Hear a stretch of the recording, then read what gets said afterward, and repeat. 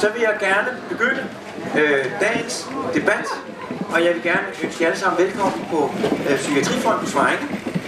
Vi har en time her, hvor vi skal diskutere diagnoser, og vi lægger hårdt ud, fordi der er nogle deltagere, som ikke er nået frem. Vi har en filosof, der skal komme og diskutere, Rasmus Johnsen, og så har formand for Dansk Psykiatrisk Selskab. De er faret vildt på vej hernede, og man kan godt forestille sig en filosof og formand for Dansk Psykiatrisk Selskab. Det kan være lidt usikkert. De foreløbige bulletiner lyder på, og så er det ikke engang løgn, at der var bestilt en taxa til i lufthavnen. Det blev overset, så tænkte man, at vi tager bussen i stedet for. Så nu forestiller jeg mig, hvordan de har fået rød for sig, så sidder filosofen og tænker, muligvis er den her bus ikke på vej det rigtige sted hen. Lad os gå bussen. Og det er lige så gjort, og nu står de og venter på en taxa. Vi ved ikke, om de har ringet efter, men de kommer på et tidspunkt. Men vi andre, vi er mere handlingsorienterede. Vi kan ikke vente. Og jeg har fået lov til at lægge ud, og vi skal jo diskutere diagnoser i dag, psykiatriske diagnoser, og for ligesom at sætte scenen, så vil jeg sige, at det at diagnostisere, specielt inden for psykiatrien, det er en meget, meget vanskelig ting. Når man snakker om fysiske sygdomme, så langt de fleste fysiske sygdomme, den kender man årsagen til. Man ved, hvad et brækket ben er, man kan tage et røntgenbillede, og man kan fuldstændig stensikkert sige, er det brækket eller ej. Har der været blodprop i hjertet? Det kan man se ved at tage blodprøver. Der er ingen diskussion. Det, der er sagen for langt de fleste psykiatriske lidelser og forstyrrelser, det er, at vi kender ikke den eksakte årsag til, at det går galt. Det vil sige, der er ikke nogen røntgenbilleder, der kan tages, der er ikke nogen blodprøver, man kan tage, man kan ikke lave nogen undersøgelser, der stensikkert kan sige, at den her patient er syg, den her patient er rask. Derfor har man været nødt til at lave diagnoser, der ikke er baseret på ting, man måler og vejer, men som er baseret på beskrivelse. Man har lavet nogle kasser, og man siger så, hvis patienten har de og de symptomer i den og den grad, så passer vedkommende ned i denne her kasse. Så kan vi give diagnosen skizofreni. Er det nogle andre symptomer, så er det andre kasser, man kan passe ned i. Det siger sig selv, det giver nogle enormt store problemer, fordi kasserne skal være meget, meget store. Kasserne er menneskeskabte, og det er langt fra sikkert, at de kasser, vi bruger nu, er nogle kasser, der reelt afspejler, hvad det er for nogle sygdomme, det drejer sig om. Tager man en sygdom som skizofreni for eksempel, så er den diagnose en diagnose, der dækker helt fra en normalt fungerende familiefar med job, og så over til en kronisk syge, hjemløse patient. Så det her, det er et redskab, det er langt fra et optimalt redskab. Hvorfor bruger man dem så? Det gør man, fordi at det er nødvendigt at have et fælles sprog, når man skal snakke om psykiatriske lidelser. Det skal være sådan, at hvis jeg får en psykiatrisk diagnose på Bornholm, så ved man, hvad man snakker, hvad de mener, når jeg bliver indlagt oppe i Aalborg. I forskningen er det nødvendigt, i behandlingen og i gangen gennem det sociale system er det nødvendigt at have et fælles sprog. Og det er det, vi får ved diagnosen. For mange patienter kan det også være en enorm lettelse at få en diagnose. Nu er der lige pludselig ikke et spørgsmål om, at man er utilpasset og ikke duer ikke. Nu har man fået en forklaring. Man har fået noget, man kan forholde sig til. På den anden side, så er der mange patienter, der modsat føler sig stemplet, føler sig udstødt af diagnoser. Man kan også spørge sig selv, er det meningen, at enhver form for afvigelse fra det fuldstændig optimale potentielt skal udløse en psykiatrisk diagnose? De fleste herinde vil være enige om, at det vi ser i de her år, det er et arbejdsmarked, hvor grænserne for, hvad der kan accepteres for at have fuld arbejdsdygtighed, bliver mindre og mindre. Er vi på vej mod et samfund, hvor vi har en arbejdende befolkning, og så har vi en stor del af befolkningen, der står uden for arbejdsmarkedet. Ikke fordi de er mere sarte end flertallet, ikke fordi de er mere følsomme, nej, fordi de har en diagnose. Skal det være en forudsætning for at stå uden for arbejdsmarkedet og få støtte til det, at man har en diagnose? Det er de ting, vi skal diskutere. Vi skal også diskutere, hvad vi gør for at hjælpe bedre tilværelsen for dem, der har en diagnose. Og for at indlægge, eller ikke indlægge, det er noget læge. Og hun, formand for dem, er som sagt på vej, så der er ikke nogen, der bliver indlagt indtil videre. Nej, for at indlede socialministeren Karen Hækkerup. Værsgo.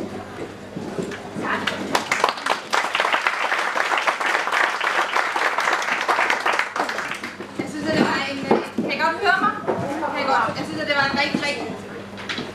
det var en rigtig fin indledning. Jeg kan godt blive lidt bekymret for alt det diagnosesnak. Altså, hvad er det så egentlig, vi skal have af diagnoser? Og jeg kom hertil i den overbevisning, at jeg var fuldstændig rask og slet ikke behøvede nogen diagnose.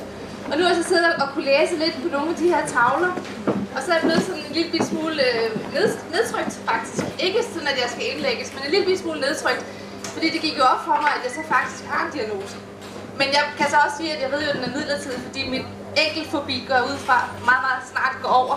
Men jeg er lige nu ikke særlig glad for at læse meningsmålinger. Men alt det skal nok nå ret.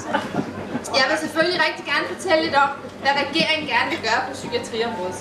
Som I ved, så skrev vi i regeringsgrundlaget nogle meget bestemte ting i forhold til, hvordan vi gerne vil sidestille det at have en psykisk lidelse med at have en fysisk lidelse. Og derfor har vi jo allerede nu med den aftale, vi lige har indgået med regionerne, sørget for at tage det første skridt i den forbindelse, hvor vi gerne vil lave en udrednings- og en behandlingsgaranti. Vi har blik for, hvordan vi kan få hele området i forhold til bygninger og få det til at fungere langt bedre. Og så er vi gået i gang med at lave den store indsats på psykiatriområdet. Der er ikke nogen tvivl om, at det her er et område, som i mange år har været forsømt. Og det er også et område, som vi i mange år har talt om, at uanset hvor meget vi næsten blev ved med at uddanne, og der var mangel på speciallæger, så var vi så lidt bagud på point, fordi det tager rigtig, rigtig lang tid. Samtidig kan vi se, at den stigning, vi har i antallet af mennesker, som får en diagnose, at det er rigtig, rigtig højt, og også mange får flere diagnoser. Jeg synes, at der er sket en forandring i løbet af de sidste år. Jeg synes at egentlig, at vi er kommet derhen, når man ikke længere taler om, at folk, der har en diagnose, også har fået et stempel. Jeg ved ikke, om I så det tv-program, der var for ikke så lang tid siden, hvor man skulle gætte, hvem der havde en psykisk diagnose. Hjemme hos mig gav det anledning til stor debat i stuen. Fordi min mand havde den holdning, at han var bekymret for, at det ville udstille, at nu skulle det til at være reality-tv, at man skulle til at tale om, hvem af de her mennesker har en psykisk sygdom. Men i virkeligheden så jeg det på en helt anden måde. Jeg så det på den måde, at når vi alle sammen kan sidde og være i tvivl om, hvem det egentlig er, der har fået en diagnose, så siger det måske mere om os selv og om vores egen normalitetsopfattelse, end det siger så meget om det med at få en diagnose. Når vi sidder og diskuterer, hvad vi skal gøre for at forhindre, at unge mennesker kommer på førtidspension, så gør vi det jo, fordi vi godt ved, at rigtig mange af dem, vi i dag giver førtidspension, er mennesker, som har ondt i livet.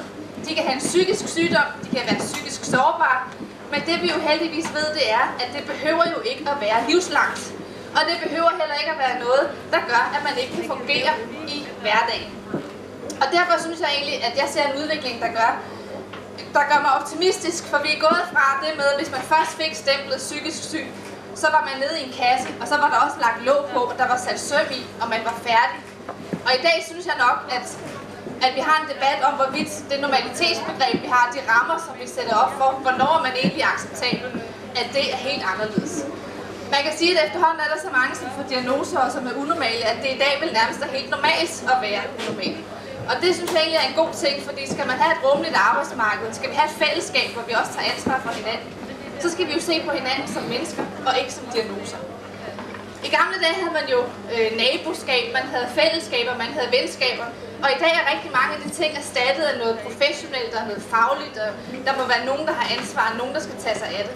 Jeg kunne rigtig godt tænke mig, at vi bruger dagen i dag til også at snakke om, hvordan sørger vi egentlig for, at de mennesker, som har ondt i livet, og som lige nu og her har behov for støtte og hjælp, at de får den, og ikke kun ved, at det skal være nogle offentlige systemer, som skal sættes i sving, men ved, at vi alle sammen bliver bedre til at tage ansvar for vores medborgere.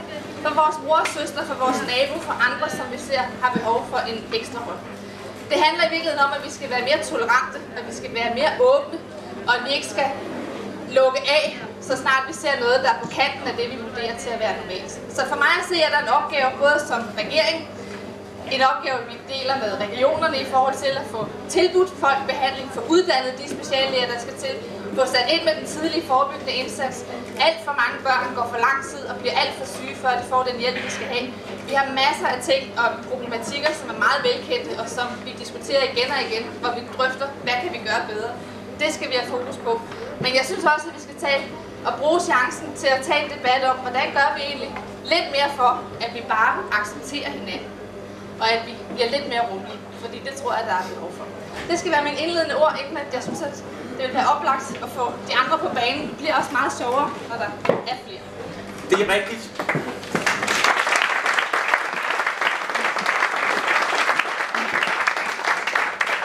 Ja, men vi skal have dem, der er nået frem på banen. Spydspidsen. Og hvis I kommer herop og får mikrofoner på, så kan jeg præsentere Liselott Blixt fra Dansk Folkeparti, Özlem Cekic fra SF og Flemming Steenli fra Dansk Region. Og mens de får høretelefoner på, så vil jeg også finde en plads. Jeg vil stille hernede i hjørnet, så jeg kan holde øje her på den anden side.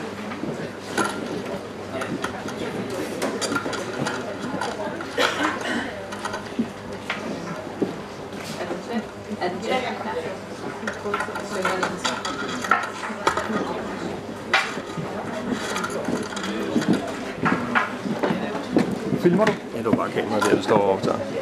Så det er ikke så godt at stå foran, som jeg gør nu. Tak.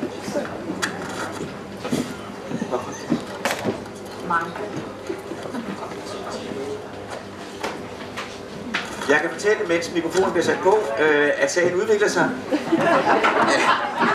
Filosofen og formanden for Dansk Psykiatrisk Selskab er nu gået ind i bussen. Og bussen holder 20 km herfra. Men det skal nok gå. Jeg var engang til noget julekoncert hjemme hos en god ven, som også er lidt filosofisk anlagt. Lang historie, der gik ind i skorstenen og røg den. Så ringede han til brandvæsenet, og så stod han og diskuterede med sig selv og brandvæsenet, om de nu skulle komme eller ej. Og inden han var færdig med den diskussion, så holdt brandvæsenet ude foran. Men det er en anden historie. Vi er klar, og det er jo både psykiatriske diagnoser, men det er også, hvad gør vi for dem med en diagnose i Danmark. Og der vil jeg egentlig, der er jo repræsenteret flere partier, der er også repræsenteret flere systemer. Hvad det hedder. Hvad, Liselott, hvad vil du sige er det største problem for psykiatriske patienter i dag, og hvad vil du synes, man skal gøre det? Jeg synes, det største problem, det er, at vi ikke har behandlingsmuligheder. At vi ikke har nogle alternativer til medicin, for eksempel. Jeg synes, det er en skam, at vi i dag ser utrolig mange børn, der får en diagnose, blot fordi man ikke lige tilpasset den klasse eller den gruppe, man er sammen med. Jeg mener, at vi skal kunne have nogle alternativer, så vi siger, jamen er det mere aktivitet, er der nogle andre ting, vi kan putte ind, i stedet for at sige, at nu skal jeg have noget Ritalin, fordi så bliver det dæmpet, og så har vi ikke problemer med dig her. Altså jeg synes, der mangler nogle ting, og det synes jeg, vi skal prøve at gøre noget ved. Så simpelthen gøre samfundet mere rummeligt, så at man ikke så hurtigt falder udenfor og ender et sted, hvor der skal behandles. Er det nogle konkrete ting, du kunne give som forslag til, hvad man kunne gøre? Jamen det ved jeg. Altså, jeg er helt sikker på, at det ikke er sundt for nogle børn at sidde foran en computer hele dagen, aldrig komme ud i naturen, mærke de sanser, som vi faktisk er skabt med som mennesker. Både lugte, smage, høre, nyde osv. Og samtidig få en alsidig kost. Det er nogle af de ting, jeg tror, vi slår på. Og vi ved for eksempel, at mange af dem, der har fået diagnosen ADHD, de faktisk kan ved at omlægge kost osv. Komme udenom den Ritalin, som mange andre så tager. Så jeg synes, det er nogle af de ting, man bør se på. Hvad siger du til det? Jeg tror, jeg vil starte med at sige, at jeg vil gerne lige advare lidt stærkt imod, at man gør det her til andet end diagnose også. Jeg er selv pårørende til en skizofren bror. Han var 30 år, da han fik sin diagnose. Det var en kæmpe lettelse, fordi så viste det sig jo, det var ikke fordi han var fra Tyrkiet, at han var mærkelig. Men og det var en kæmpe lettelse, fordi han havde så mange stemmer, og han havde så mange forestillinger, den medicin han fik, det var nødvendigt for ham. Så på den ene side, så har vi en gruppe mennesker, som har brug for at blive taget alvorligt. Vi har brugt utrolig lang tid på at få anerkendt psykiske sygdomme, ligesom alle andre sygdomme. Og så ved jeg jo også godt samtidig, at debatten er meget, meget kompleks, så er der jo også et spørgsmål om rummelighed i folkeskolen. Jeg har jo mødt mange af de her børn som sygeplejerske i børnepsykiatrien, fordi der er den der nul-tolerance-politik i folkeskolerne, hvor man smider børn ud. Man skal bare være klar over, når man smider børn ud, enten går de hundene, hvor de ender som hjemløse, ender på gaden, ellers går de til ulvene og ender i fængslerne. Og derfor så er det rigtig, rigtig vigtigt at sige, at på den ene side, så skal vi jo selvfølgelig behandle, forebygge alt, hvad vi kan. Men vi skal også samtidig skabe en struktur i samfundet, der gør, at børn bliver rummet der, hvor de er, man ikke går ned med stress på sin arbejdsplads, fordi alle skal arbejde mere og mere og mere og mere, og så går de nedenom. Altså, så der er flere bud. Der er ikke én eneste løsning, der kan løse det hele. Jamen, det er rart at være enige om, det kan jeg høre allerede nu, at der ikke er en eneste løsning. Jeg vil sige, at når jeg ser på de flere og flere diagnoser, det var ligesom den overskrift, flere og flere diagnoser, så er jeg ikke i tvivl om, at en af grundene er, at vi alle sammen på arbejdspladsen, du nævner, men også i folkeskolen, som du er inde på, men jeg tror også i lokalsamfundet og i familien, er mindre egnede, har mindre evner til at rumme forskellige slags mennesker. Og forskellige opførsler. Det er helt overbevist om, og så sker der sådan en udstødelsesmekanisme. Og hvis vi skal have fat i det, så er det så en udbygning af rummelighedsevnen, men det er også, tror jeg, nødvendigt og rigtigt, at det, der hedder den tidlige opsporing, den tidlige forebyggelse, inden det udvikler sig og sætter sig fast, hvor det så måske kan give anledning til en diagnose. Og så er der vel også en tredje ting, som jeg synes, vi skal have ind her i starten, det er, at de der livskriser, de der meget svære begivenheder i livet, som vi alle sammen kommer ud for, det er jo vigtigt ikke at sygeliggøre dem, men at tage fat om dem i det nære, og have den evne med hinanden. Det er ikke altid, det kan du jo se her på de her diagnoseskemaer, det er jo ikke altid lykkes af den vej. Og hvis det ikke lykkes, så vil jeg sige til sidst, at der er ingen tvivl om, at vi har fået bedre diagnoseredskaber og kliniske retningslinjer, nationale kliniske retningslinjer på vej, sådan at der er større sikkerhed for diagnostisering, som du nævner. Ja. Og et af redskaberne, men kun et af redskaberne, det er en veldoseret, velanbragt medicin, men der skal være andre behandlingsformer, sådan som de slår derinde. Hvad har du kommentarer til det? Fordi, ja, er der noget, du er uenig? Det lyder som om I er meget enige. Jamen altså, det gør det da heldigvis, og jeg vil sige også, når vi nu har haft sådan en debat om psykiatrien over så mange år, og som jeg sagde i min indledning, så synes jeg, at debatten har forandret sig. Det har forandret sig fra, at det var meget stigmatiserende, og man blev lukket fuldstændig udenfor, hvis man fik en diagnose, og hvis man faldt uden for normalitetsbegrebet. Så oplever jeg faktisk i dag, at der er både politisk enighed, men også enighed sådan i det hele taget om, at vi skal blive langt bedre til at inddrage folks netværk, til at bruge civilsamfund, til at bruge den tidlige forebyggende indsats. Og jeg tror, at det er nogle af de ting, der er absolut nødvendige. Fordi kigger vi ud over landet og ser, hvor mange falder ud for de kasser, vi synes var normale, så er der rigtig mange. Og hvordan undgår vi, at de havner på bænken eller bag tremmer? Altså det er der en udfordring for os, som handler både om, hvad er det for et liv, vi tilbyder mennesker, som har det svært. Hvordan ser vi egentlig på mennesker? Hvad er det for nogle værdier, vi gerne vil møde de her mennesker med? Og jeg har jo den holdning, at vi som mennesker har et ansvar for hinanden, og at det ansvar er særligt stærkt over for det svage. Og derfor synes jeg, at vi politisk, men også som mennesker, skal sørge for altid at fokus på, hvordan vi kan gøre det langt bedre for den her problem. Liselotte også.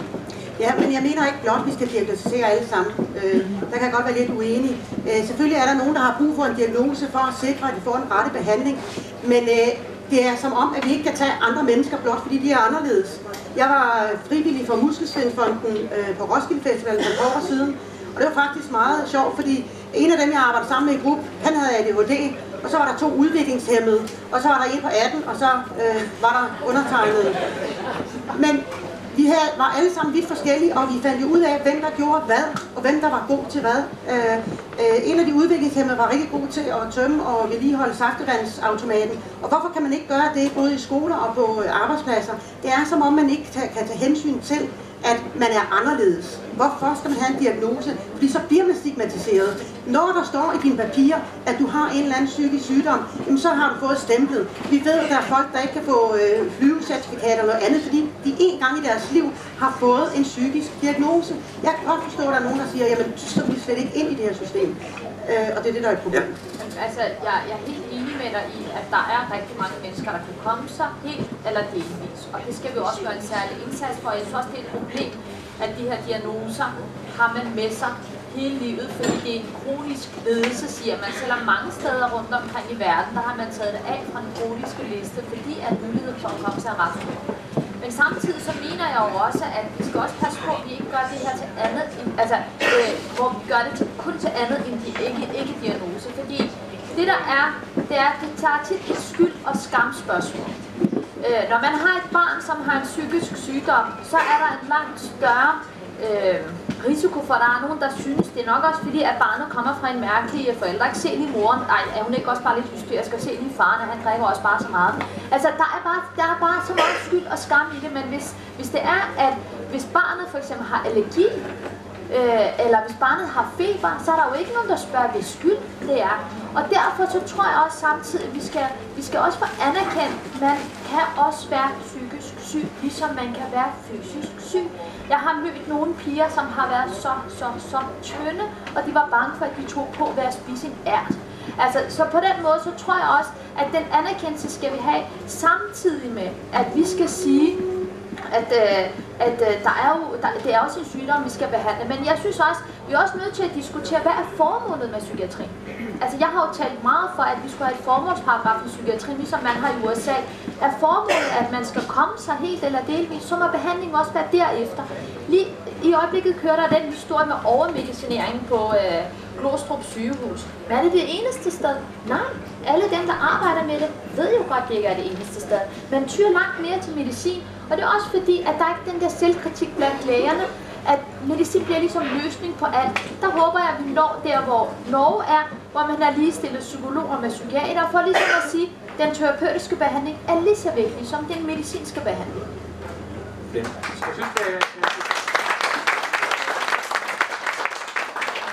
det er nødvendigt at sige sådan noget her, at det pres for at få udløst diagnoser, som der er, og som psykiatere, børne- og ungepsykiatere og voksenpsykiatere føler, og deres sygeplejersker. Der er ingen tvivl om, at de føler et pres for at få udløst en diagnose. Der er et reelt behov fra familien for at finde ud af, hvad er det for noget, og måske netop, som Søsød var inde på, at sige, at det er en allergi, som ikke har noget med indretning af hjem. Det er en angstlidelse, som ikke har noget at gøre med opvækst. Det er helt afklart. Men det, efter min viden, så er en af de største presfaktorer på at få lavet en diagnose, det er at få udløst en social ydelse i kommunen. Det er for at få udløst nogle særlige støtteforanstaltninger i skolen, og det er måske også for at få en retrætepost i forhold til arbejdsmarkedet. Og i alle tre tilfælde er det ikke altid det nødvendigt at få den diagnose stemt på sig. Så der er noget her, som vi skal diskutere med hinanden. Om det ikke er muligt at få en ydelse eller en støtte, uden netop at dokumentere et eller andet, eller dokumentere det på den måde, der hedder en diagnose, så skal man nok sige. Det mener jeg ikke er acceptabelt, og jeg synes også, at familierne indbyrdes skal snakke med hinanden om, at det er jo ikke nødvendigvis til fordel for barnet at få en diagnose i den her gråzone, hvor man kan sige, at man klarer sig uden, og man kan klare sig med, men det er nok en belastning at få et tidspunkt. Selvom og det tager 10-20 år, tror jeg, inden vi kommer hen der, hvor vi kan sige, at en psykiatrisk diagnose, det er noget, man har et stykke tid i sit liv, og så kommer man videre på en eller anden måde. Det er jo det, der er målet, recovery og så videre. Men det var et stykke tid, inden hele mentaliteten i samfundet er derinde. Jeg vil sige, i forhold til servicelov, så burde det jo ikke være sådan, at man skulle have en diagnose for at få hjælp. Altså der er det sådan set de omstændigheder, man er i, der er nok til at udløse den hjælp, man skal have. Så man behøver ingen diagnose for at få hjælp. Men grunden til, at jeg bad imod, var fordi, jeg har været op og se noget, der er så fantastisk, så jeg rigtig gerne vil fortælle jer om. Jeg har været op og se Psykiatriens Hus i Silkeborg. Der har man besluttet sig for aktivt i Region Midtjylland, at man vil gøre noget på psykiatriområdet. Man har bygget en ny bygning, som ligger op ad sygehuset, hvor man har kommunale sagsbehandlere, kommunale initiativer i den ene ende, og så har man regionens i den anden. Det var i hvert fald sådan, det var tænkt. Men da man så begyndte at bygge det, så fandt man ud af, at måske var det smartere, at man sad sådan lidt blandet, og måske kunne man få mere ud af, hvis man delte nogle kontorer. Så det, der i starten var tænkt til, jamen det er jo meget smart. Her har vi kommuner, her har vi regioner, så har vi borgerne, så har vi her alle sammen. Det endte med til sidst meget hurtigt at blive noget, hvor man integrerede sig med hinanden. De har nu haft åbent et stykke tid, og de har den succes, at genindlæggelserne bare styrtdykker. Fordi man kan få hjælp døgnet rundt, og man kan komme i terapi, man kan komme i behandling, man kan selv være med til at lave mad nede i kantinen. Man har lavet nogle steder, et sted for dem, som er psykisk sårbare, hvor de kan blive rummet. Og det jeg tænker, når vi skal tale om fremtidens psykiatri, så er det ikke så vigtigt for mig, om man har en diagnose eller ej. Det er, hvordan kommer man videre. For når kravet lyder til, at man søger en diagnose for at få hjælp, så er man jo i den situation, at man har hjælpebehov, og hjælpebehov for at få sin hverdag til at fungere. Og om det så betyder, at man skal have en diagnose eller ej, det vigtigste er jo sådan set, at man oplever, at man bliver set, at man bliver hørt, at man bliver inddraget, og at man kan være i det samfund. Ja. Er der nogen, der er uenige i det? Nej. Men det synes jeg da bare, at vi skal så få implementeret landet over. Og der er 200 millioner, altså bare ikke nok.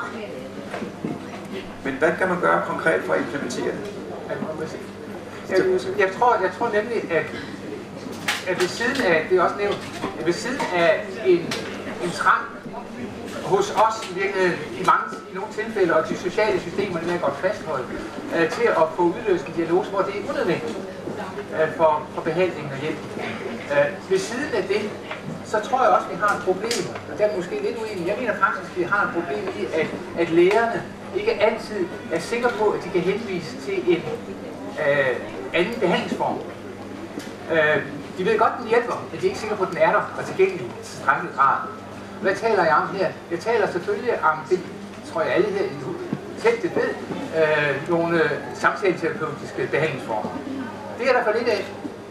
Men i de senere år, som jeg kender til det, så har man i de stramme økonomiske tider, som hedder, der har man sådan set skåret det væk, man synes var unødvendigt. Hvad er det?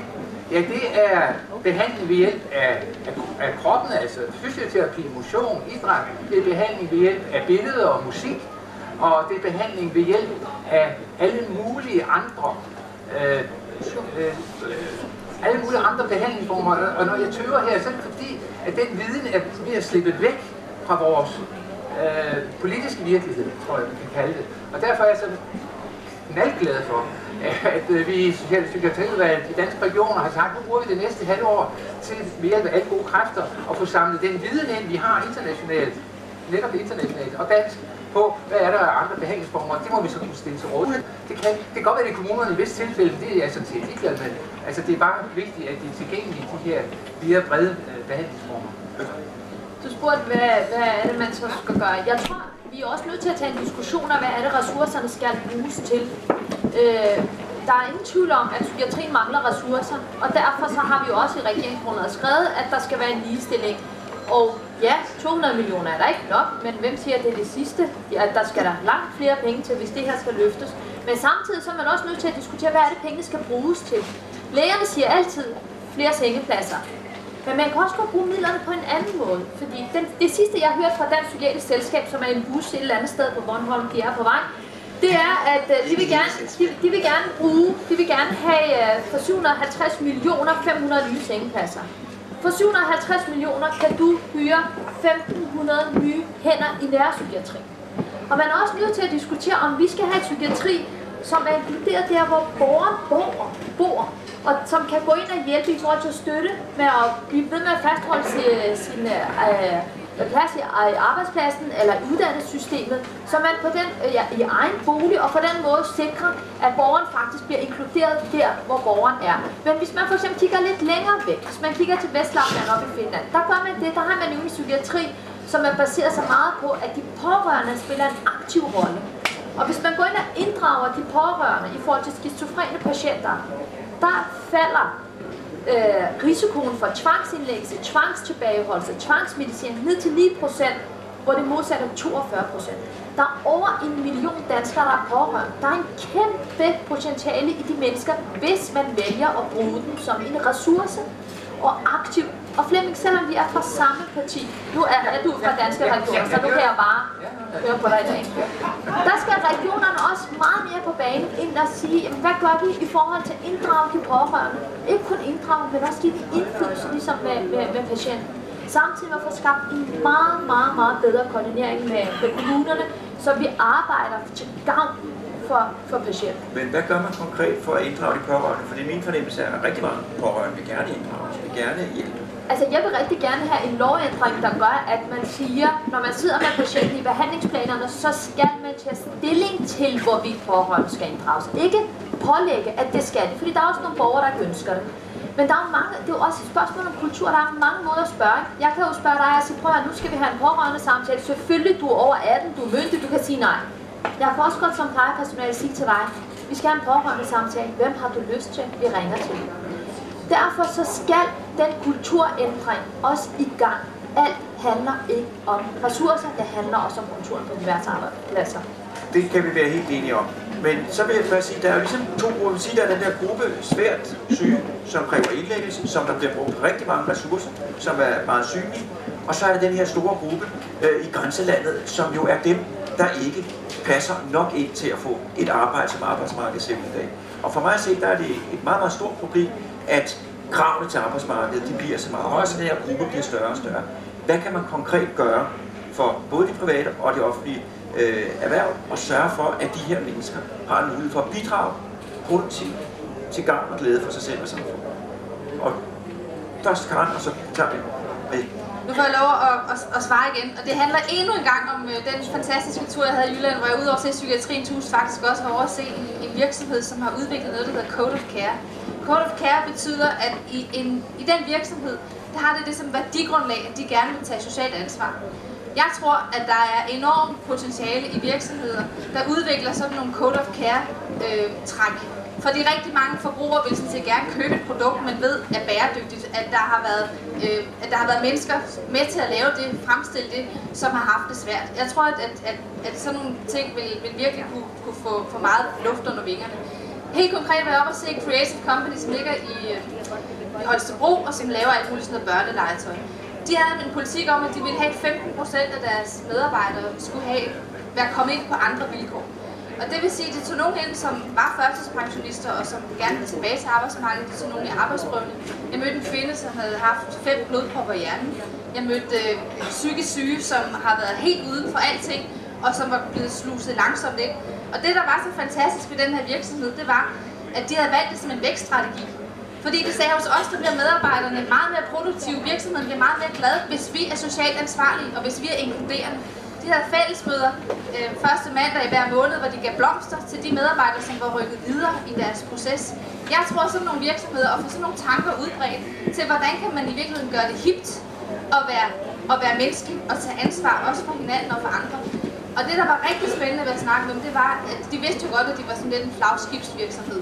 Men når de så skulle sidde og tale om, hvem er det egentlig, vi har taget ind på de her særlige vilkår, så kunne de stort set ikke rigtig lige udpege det, fordi folk er jo bare med. Folk er bare en arbejdskraft, og selvom man har siddet og været psykisk syg og ikke kunne tale med nogen andre mennesker, og man lige pludselig så har fået et arbejde, hvor man sidder og passer sin skærm og indgår i et kollegialt fællesskab, så holder man op med at tænke på, om det var ham, der kom med den og den diagnose, så er man bare en af flokken. Så Code of Care, sociale ansvar, får lavet langt flere virksomheder, som tager det, og som inddrager og gør det sejt, gør det hipt, at det er en ressource, at virksomheder tænker også på andre mennesker, og også på bundniveau. Fordi det, der var fantastisk, var den her virksomhed. Selvom de havde krise, så havde de vækst, og deres egen forklaring var, fordi de var misbrug.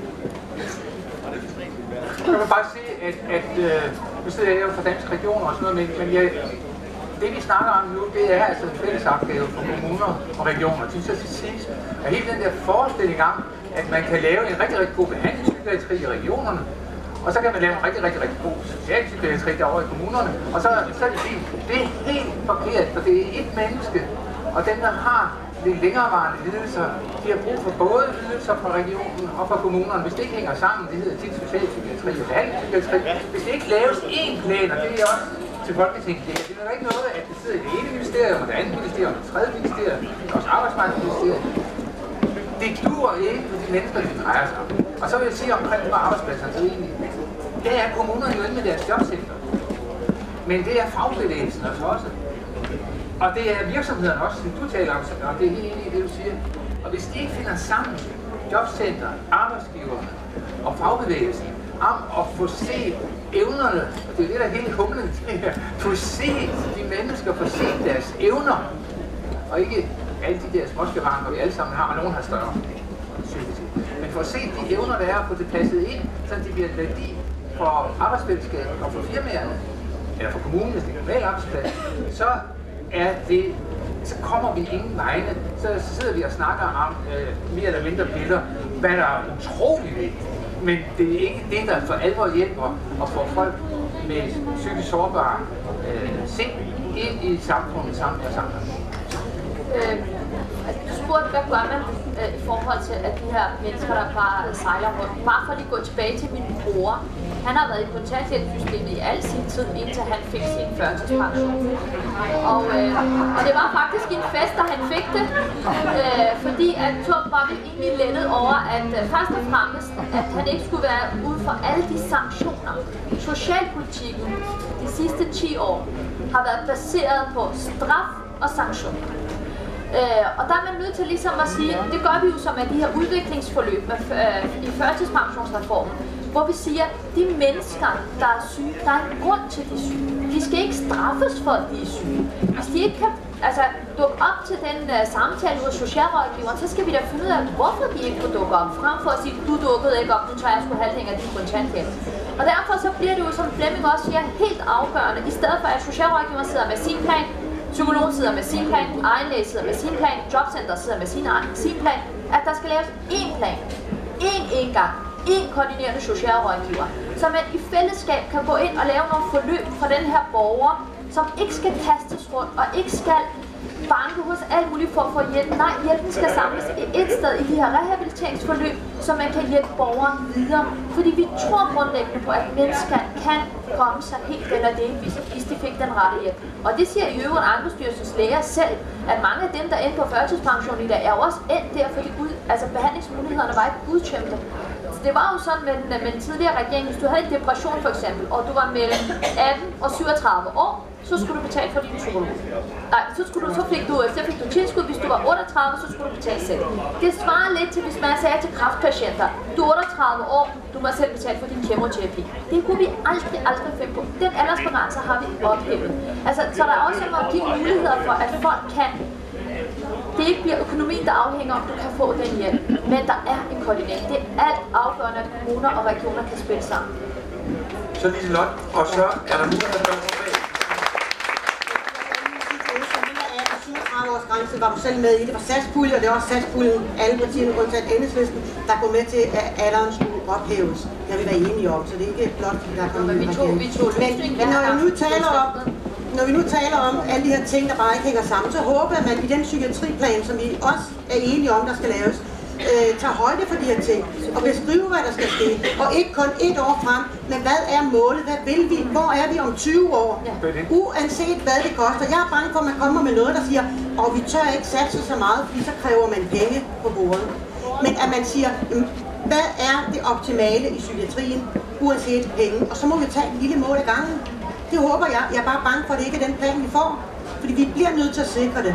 Jeg ved, vi taler tit om, og jeg ved, det var jo ikke fordi jeg vil nævne Carina, men jeg var ude og tale med nogle skizofrene unge mennesker, der sidder i en bolig. De har 1000 kroner at leve for om måneden. Se, det kalder jeg fattigdom. Og de kan ikke engang selv komme ud og motionere, som de gerne vil for at gøre noget. De får ikke nogen tilbud. De hænger regionen, hvor de kommer og får psykologhjælp eller psykiater. Den ene fik en psykolog, den anden fik en psykiater. De stopper med at arbejde. De skal vente på, at man så sætter en ny stillingsannonce op, før man ansætter en anden. Så de går 3-4 måneder ud og have en psykolog eller en psykiater. Samtidig med, at de skal knokle eller finde ud af, hvor de får deres mad fra og nogle andre ting. Det hænger jo ikke sammen. Jamen, jeg tror, at vi to er fuldstændig enige om, at psykiatrien har manglet lederskab. Og altså, noget af det handler om ressourcer, noget af det handler altså også om kultur, og noget af det handler også om koordinering. Og det er da kun glad for, at vi i fællesskab vil prøve at trække den vej, der gør, at det kommer til gavn for patienterne og deres pårørende. Godt. Nu Velkommen. Er filosofen og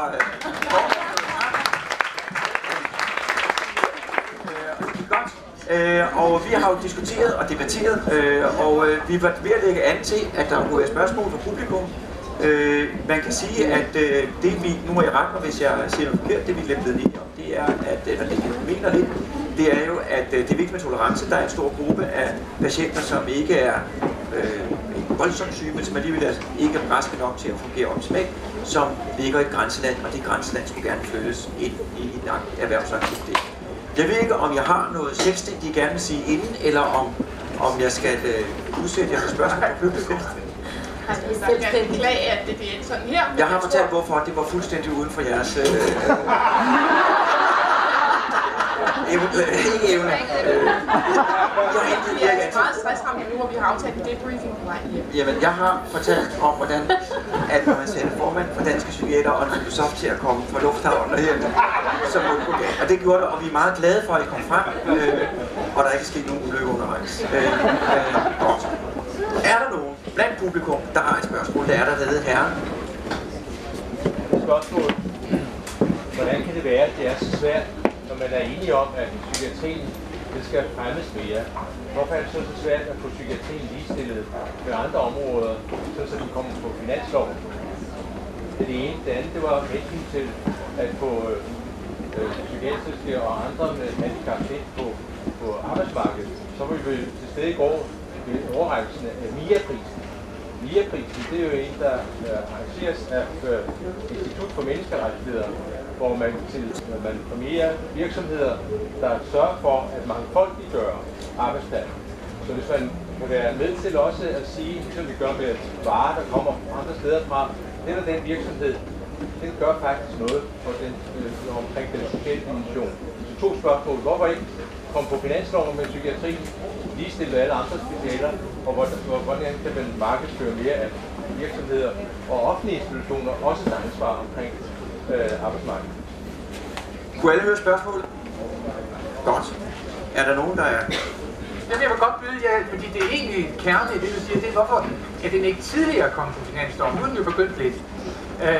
Og der tror jeg, de 2 bud, det er ikke måske... det er ikke rart at sige, det er ikke rart at høre, men jeg tror, det er rigtigt. Jeg tror faktisk, at politikerne, det vil sige folketingspolitikerne, partierne, går ud fra, at der var flere stemmer i kræft- og hjertebehandling, som jo har fået milliarder. Og det, man kan sige, det er godt nok, men det har altså været en prioritering imellem psykiatrien og så de andre specialer, som du nævner, især kræft og hjerte, men der selvfølgelig også nogle andre. Og det andet, det er, at jeg tror, at bagsiden af det, vi har sagt om indtil nu, det er jo, at psykiatrien er en udgift. Det tror jeg er forældet. Jeg tror simpelthen samfundsmæssigt, økonomisk er det forældet.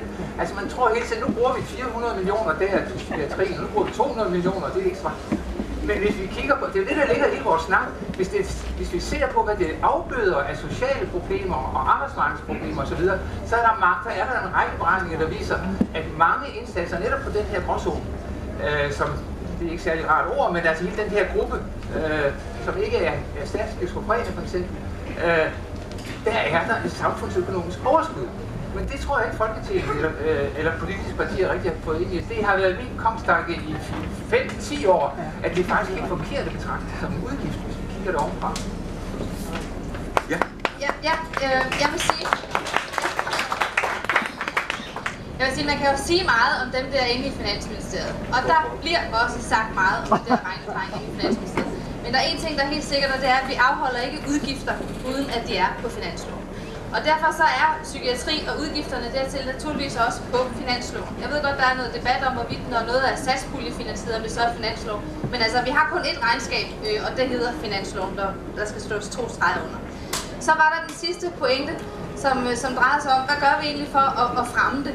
Ja, jeg er jo ved at lave en socialreform. I Social- og Integrationsministeriet har vi den fantastiske fornøjelse, at vi skal lave en socialreform.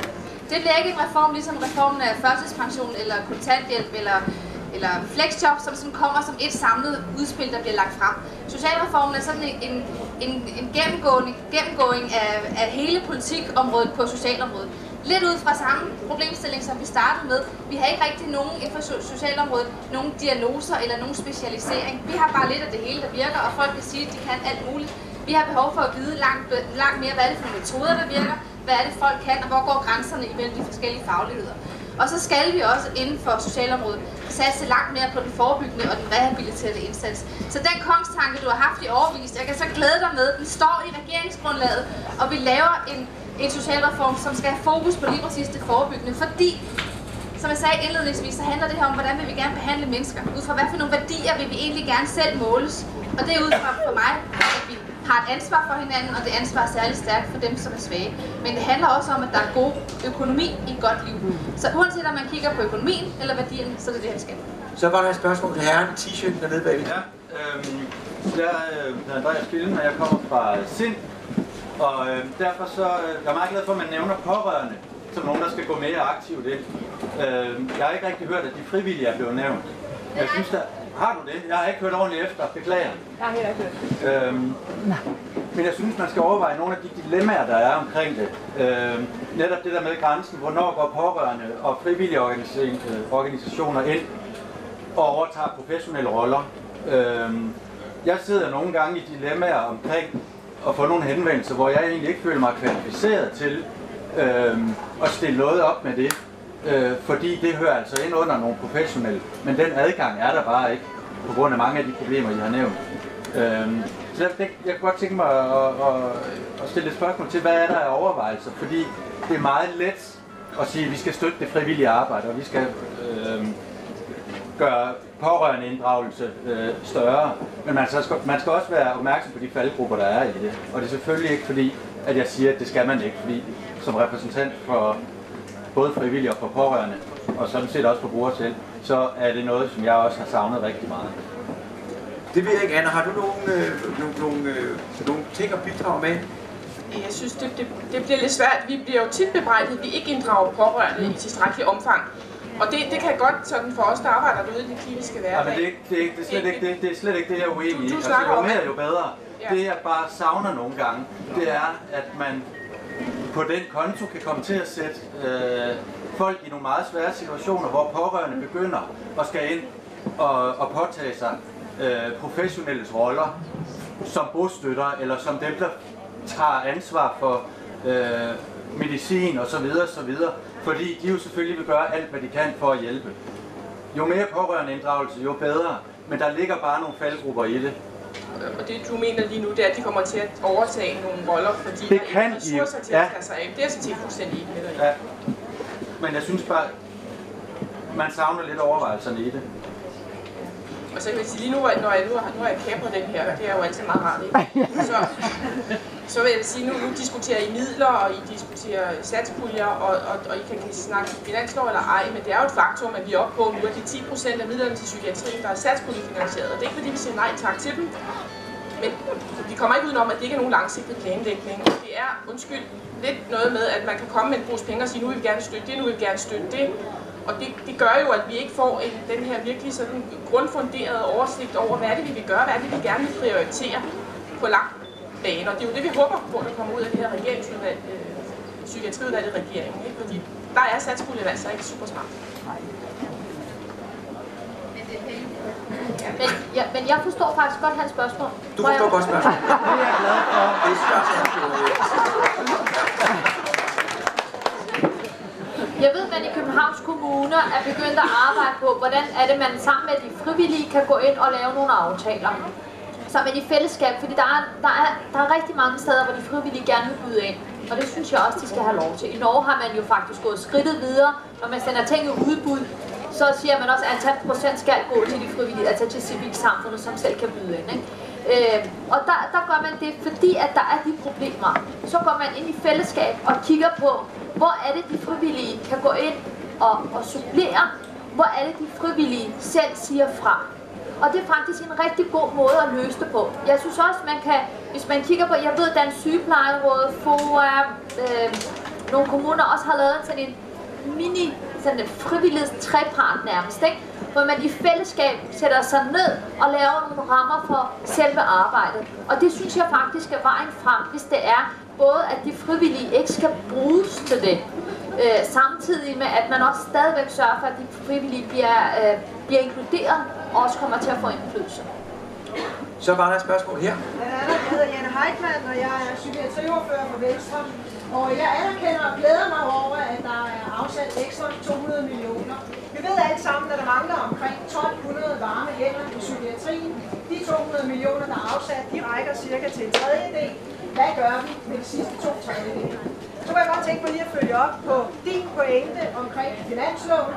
S&SF lovede jo før valget, at der skulle afsættes 2 milliarder nye kroner over finanslovens psykiatrien.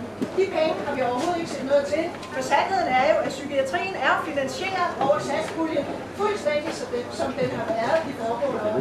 Så jeg vil godt vide, de 2 milliarder, der skal på finansloven, som S&SF lovede før valget, hvornår det er en realitet. nogle gange, når man hører, altså jeg hader det der med at skyde på andre politikere, men nu bliver jeg nødt til at lave det.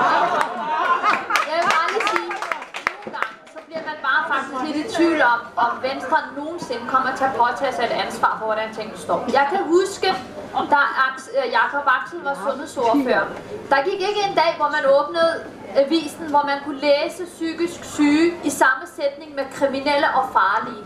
Han vil sende vagter ud til retspsykiatriske afdelinger. En af de, altså den måde, man har italesat psykiatrien på, har jo også gjort, at det har været så svært at inkludere de her mennesker i.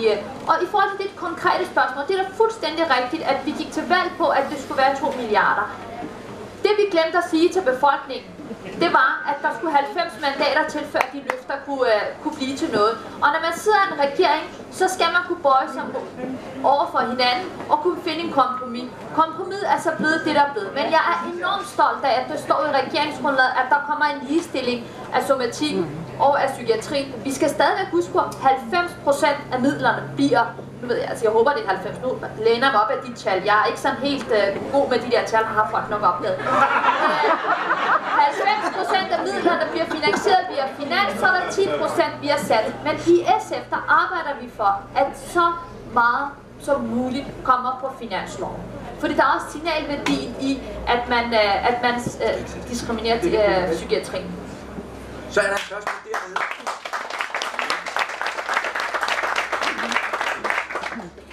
Jeg kommer fra et nystartet parti, som hedder Frihedskæmperne. Og jeg har et spørgsmål, som er sådan rimelig konkret, som jeg tror vedrører mange, som handler om ADHD. Nu er det jo Diagnose Danmark, det hedder. ADHD blev jo opfundet i 79 i den amerikanske psykiatriforening ved håndsoprækning, og på den måde en diagnose, som nogen fandt på. Det her, det er en diagnose. Og nu har vi 25.000 børn cirka i Danmark med ADHD, og vi behandler med Ritalin, og det er et amfetamin-lignende stof, og det vil sige, at det er faktisk narkotikum. Og hvordan kan vi forsvare det som politikere i Danmark? Du vil gerne. Jeg vil starte, fordi i Sundhedsudvalget er vi netop blevet enige om, at vi skal have en høring her til efteråret, der har fokus på børn og medicin. Og det er netop et af de problemområder, der har været, og derfor har vi sagt, at det her det er en vigtig del i at få en høring, der ligesom ser sagen fra alle sider, så vi kan blive oplyst, fordi det er lidt svært. Vi sidder som lægefolk, og så kommer der nogen, der siger, jamen de har brug for medicin, andre siger, at de har ikke brug for medicin, og vi bliver lidt bombarderet. Så jeg håber på, at vi får en rigtig god høring, der ligesom kan give os nogle svar på, hvor vi skal hen i fremtiden. Og der vil du være også. Ja, jeg vil lige skynde mig at sige, at jeg er voksenpsykiater, så det er ikke min skyld. Men vi er jo noget dertil, hvor vi kan konstatere, at nogle af de her sygdomme fortsætter ind i voksenalderen, og det er også noget, der eksploderer. Og det var vel egentlig noget af det, som kunne være temaet for i dag. Hvad gør vi ved det, og hvor reelt er det, når det kommer til stykket? Jeg synes, det er lidt unfair at sige, at tingene sker ved håndsoprækning. Der ligger jo en del forskning bag, der viser, at der er nogle mennesker, der har nogle problematikker, som rigtigt behandlet faktisk kan forhindre sådan noget som kriminalitet og misbrug osv. Det er der jo ikke nogen diskussion om. Det, der er afgørende, det er jo at finde de rigtige. Og noget af det, jeg tror, vi skal satse på fagligt set her, det er jo at sørge for at få lavet retningslinjer, når vi finder nye områder, sådan så de handler ens, og vi afgrænser den gruppe, der har brug for hjælp, og lade være med at sygeliggøre den gruppe, der ikke skal sygeliggøre. Så det må være det helt afgørende. Men må jeg ikke også lige se en ting til nu? Fordi det var faktisk noget, hvis jeg nu havde været fra starten, og jeg fået lov til at holde mit oplæg, jo. Så vil jeg sige, at en af de 3 hovedpunkter, jeg havde tænkt mig at gå ind på her, det var, at nu snakker vi meget om stigmatisering af psykisk sygdom, og det vil vi jo rigtig gerne hjælpe til med at afhjælpe. Der er altså også en stigmatisering af psykiaterne, skulle jeg helt til at sige. Nej, jeg hører sådan set ikke at sige når på den måde, men at når man arbejder i det til hverdag, så kan man sige, at der er ikke nogen tvivl om, at verden har et fuldstændig umådeligt behov for konstant at blive bekræftet i, eller at blive oplyst om, at vi er sådan set ikke en eller anden underlig folkefærd, der synes, det er en stor fest at gå ud i verden og tvinge folk til noget, eller at vi efter endt eksamen bliver udstyret med et lille stempel, psykisk syg, og så går vi ud og finder så mange som det fungerer gerne den anden vej rundt, at folk de kommer til os, fordi de har et problem, lidelse, noget de gerne vil have hjælp til. Omvendt det er de nogle gange bragt, fordi det er et problem derude, det er sådan lidt sjældnere. Og når de så står der, så prøver vi jo at tage stilling til, er det her noget, som faktisk har brug for behandling? Eller er det noget, som kan betragtes som en fuldstændig relevant reaktion på noget, der foregår i folks liv? Hvad siger noget til det? Og der vil jeg spørge Rasmus, som jo, om har du lyst til at sige noget her, eller skal vi tage et spørgsmål til? Nej, jeg kan godt, hvis den er tæt, den her nu der. Jeg kan godt lige prøve at sige en lille smule til det. Altså, tak for din kommentar. Jeg tror, at grunden til, at jeg er her, kan være ret diffus for mange her. Altså, en filosof på Copenhagen Business School, der udtaler sig inden for psykiatri. Det er meget. Jeg har skrevet Ph.D. om stress og depression i melankoliens historie, og har arbejdet bredt med sprogliggørelsen og kulturaliseringen af det psykiatriske og det kliniske sprog. Og det er noget af det, jeg synes, der er interessant i det, du siger, at ADHD er jo en diagnose, som er et af de udtryk for, at psykiatrien har fået en bredere rolle at spille i vores samfund i dag, at den snævert kliniske og medicinske rolle.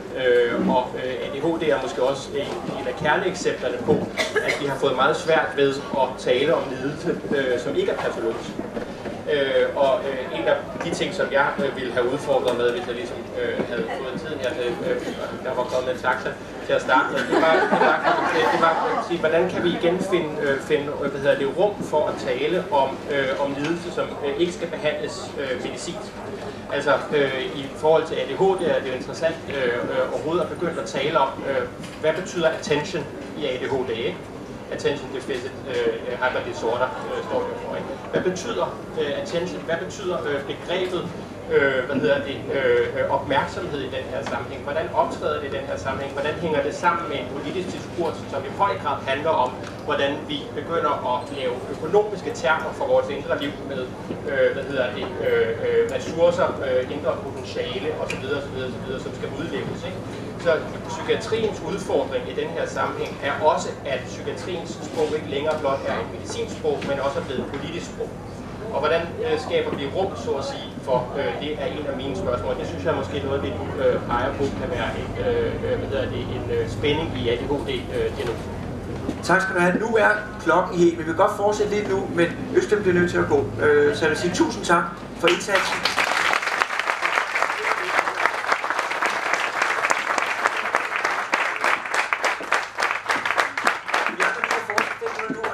Et spørgsmål hernede.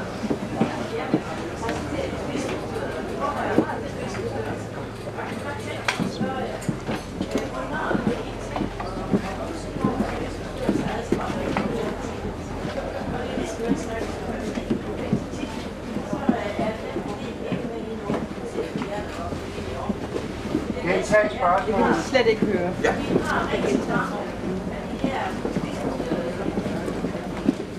Er de her spiseforstyrrede, som ryger ud og ind af hospitalerne.